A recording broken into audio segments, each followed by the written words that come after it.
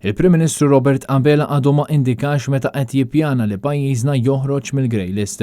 Waqt diskors li qara lill-imsieħba soċjali, Robert Abela ma ta' ebda pjan dettaljat dwar il-ħidma tal-Gvern biex noħorġu mill-lista l-griża tal-Financial Action Task Force u qal biss li għandu 3 azzjonijiet li jinvolvu lis-soċjetà b'mod ġenerali u pjan konkret biex pajjiżna jerġa' jikseb ir-reputazzjoni li kellu qabel l-2013 baqa' ma tax.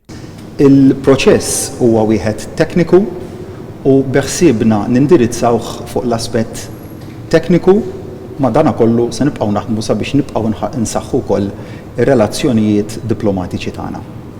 Robert Abela qal li kulħadd irid jagħmel il-parti tiegħu biex is-sistema ma tintużax għal skopijiet ħżiena filwaqt li stqar li l-Gvern kommess li jieħu azzjoni u li n-negozju li Abela sejjaħ leġittimu m'għandux problemi.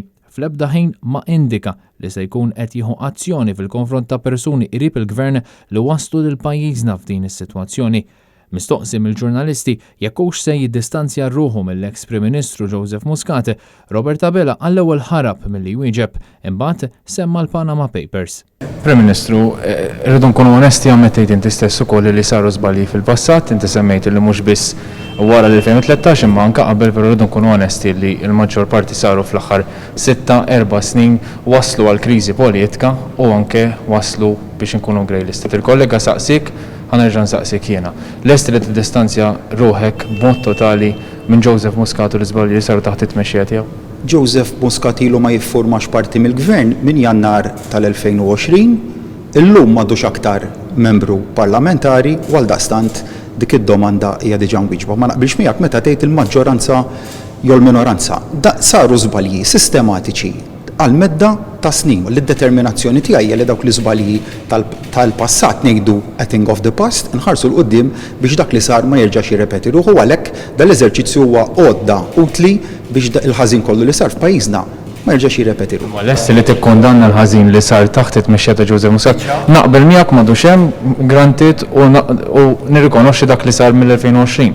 Hemm inti kont parti mill-kabinett ta' Joseph Muscat, qed insaqsik tiddistanzjax ruħu għaliex inti qed twiegħed li se ssir ħidma fuq front differenti issa biex noħorġu mill-Grey List. Dik hija l-mistoqsija għalhekk qed nistaqsik jekk tiddistanzjax ruħek. Ma nistaqgħod niġġustifika l-Panama Papers. Dan meta Robert Abela kien jifforma parti mill-istess gvern li għal snin twal iddefenda lil Keith Schembri u Konrad Mizzi li kienu involuti fil-Panama Papers, filwaqt li bit-tweġiba tiegħu ma tax dettalji dwar jekk hux se tittieħed azzjoni fil-konfront ta' dawk involuti fil-Panama Papers. Intant, fid-diskors li qara lill-MCESD, il-Prim Ministru fl-ebda ħin ma qal li lest jilqa' talba tal-Partit Nazzjonalista biex jingħaqad f'task force nazzjonali ħalli jitwettaq it-tibdil fl-inqas minn possibbli biex pajjiżna joħroġ mill-Grey List. Robert Abela lanqas ma semma jekk hux se jkun interessa quddiem il-Parlament id-dokumentazzjoni sħiħa tal-FATF u l-pjan ta' azzjoni.